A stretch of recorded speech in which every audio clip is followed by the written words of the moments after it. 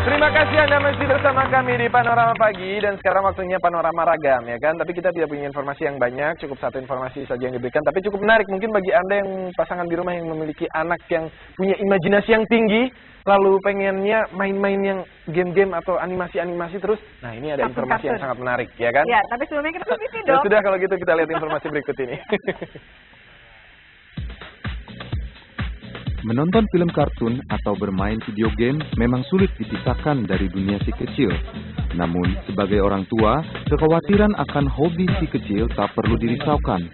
Bila kita tahu dan bisa mengarahkan hobi si kecil ini agar bisa berguna, bahkan menjadi bekalnya kelak harus mandiri nanti.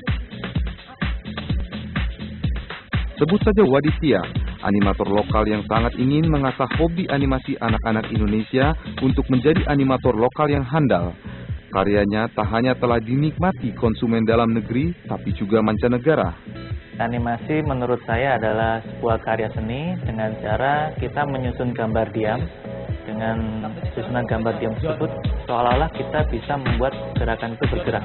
Jadi kita menciptakan sebuah ilusi. Untuk industri animasi di Indonesia, kita masih sebagai konsumen. Kesempatan untuk sebagai produsen sebetulnya sangat kuat dan sangat besar sekali, karena kita sudah punya basic art yang kuat jika dibandingkan dengan negara-negara tetangga. Saya ingin orang-orang seperti saya dulu ya waktu masa kecil yang ingin belajar animasi itu bisa ada wadahnya. Ketika saya kecil, saya ingin membuat animasi tapi nggak tahu di mana wadahnya. Jadinya saya cuma menggambar dan tapi tidak bisa menghidupkan karakter saya. Jadi harapan saya dengan wadah di Hello Motion School ini, anak-anak yang berpotensi untuk mempunyai ide gila atau cemerlang itu bisa diaplikasikan lewat animasi. Di sini, anak-anak dari usia 7 tahun hingga remaja dilatih dan berkenalan dengan semua instrumen pembuatan animasi. Di setiap jenjang kursus, para murid pun bisa memamerkan karyanya sendiri.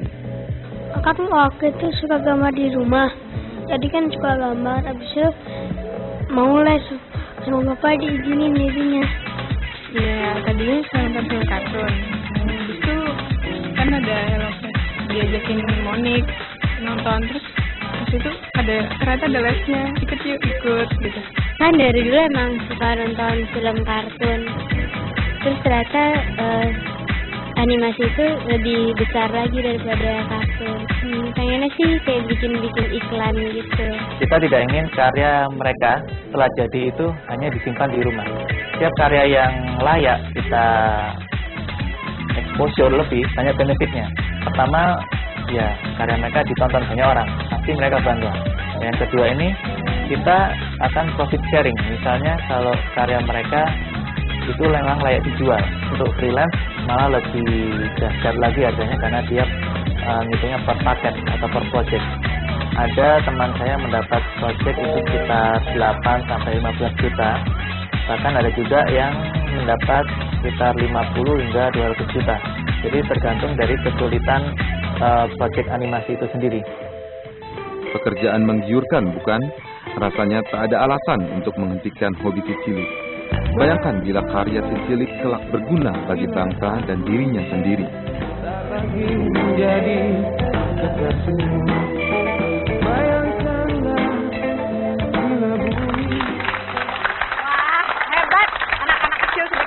Memang harus disalurkan ya, kayak kita punya bakat menyanyi jadi penyanyi, ini animasi jadi animator nanti.